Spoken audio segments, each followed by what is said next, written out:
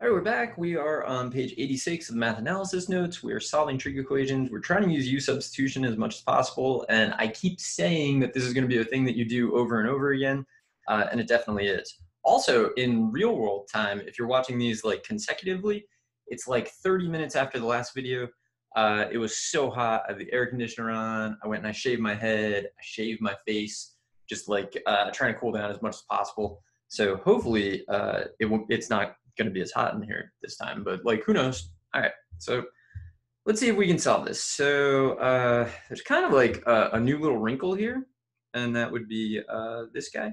So this is a square.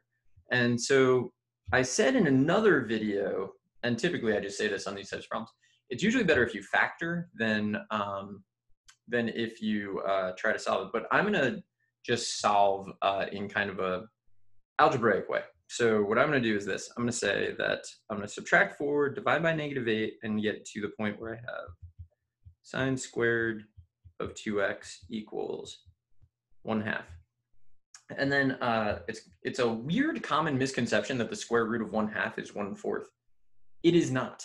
If you multiply 1/4 by 1/4, you do not get 1/2. I see that like 5 times a year, and I never would have guessed that before I became a teacher. But what I'm going to do here, I'm going to take the square root of both sides. So let me show that. Square root of both sides. Then you got to be really careful, right? Because the square root of something squared is the absolute value of that thing. So at this point, I will have the absolute value of sine of 2x is equal to the square root. So I'm going to rationalize this. So it's 1 over the square root of 2. I'm going to make it radical 2 over 2, though, because I feel like that's how I have everything memorized. So it's how I should probably do the problem. And then if the absolute value of something is equal to root 2 over 2, then that thing could either be, so either sine of 2, oh, that's not a 2. It started out life as a 2, and then, well, 2x is, so the thing is root 2 over 2, or the thing could be the opposite of that. So it could be negative root 2 over 2. All right, and now at this point, we're just basically doing u-substitution. So I'm going to let u equal 2x, and then if x equals negative pi, ooh, okay, so if x equals negative pi, then u is double that, so negative 2 pi, and then if x equals pi, then u is going to be double that, so 2 pi. So we're actually going to be solving the sine of u is equal to root 2 over 2, or the sine of u is equal to negative root 2 over 2, where u is between negative 2 pi and 2 pi. So this has a lot of solutions, basically. So we're looking, so the way that I'm thinking about it is like, it's just every pi over 4. So we're going to start with, so you get every pi over 4, but then also because you can go negative 2 pi to 0. So in my mind, I'm thinking of the unit circle. So I'm going to think about it instead of just in my mind, I'm going to draw it.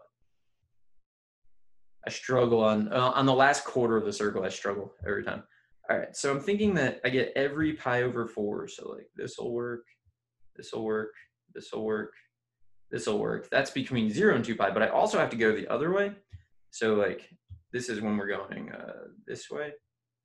When we go this way, you know, between 0 and negative 2 pi, or negative 2 pi and 0, we're going to get this, this, this, and this.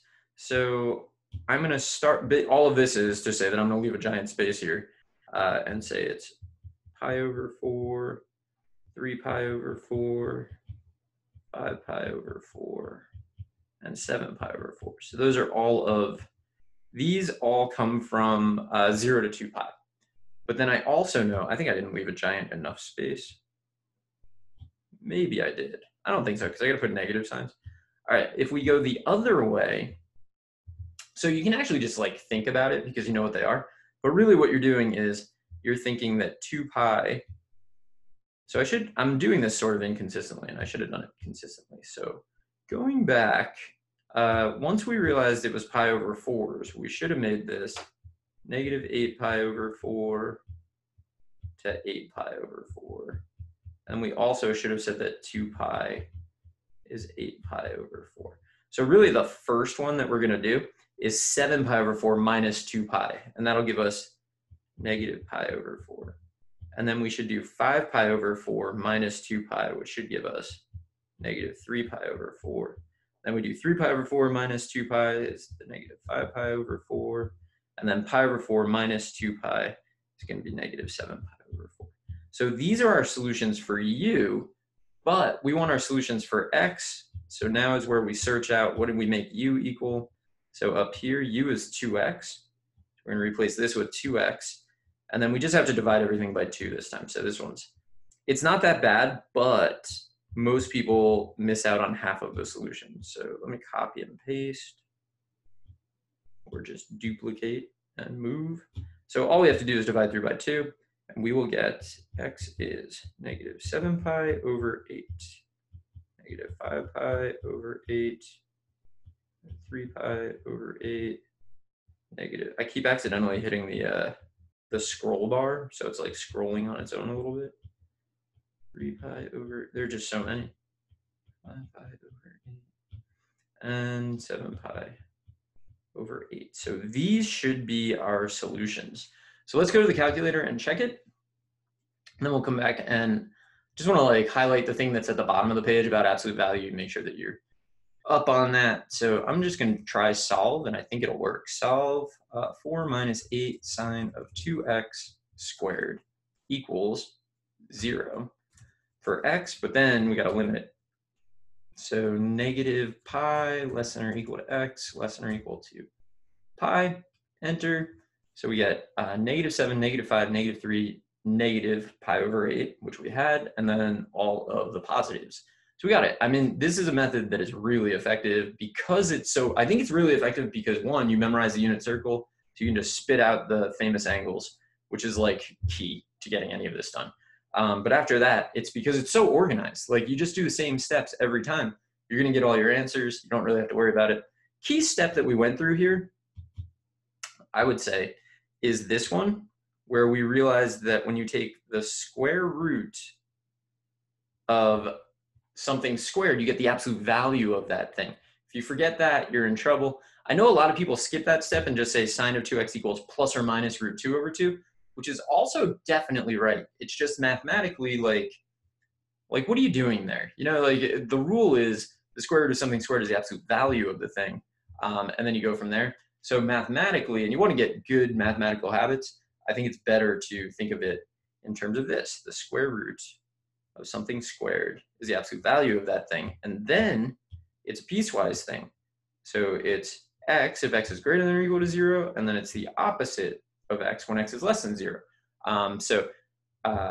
That's it. We're going to use that a lot too. That's this whole, I mean, math analysis is just filled with things that like once you learn them, you just keep using them forever. So it's, you have to master everything, which I think is what is really intimidating about the material to begin with.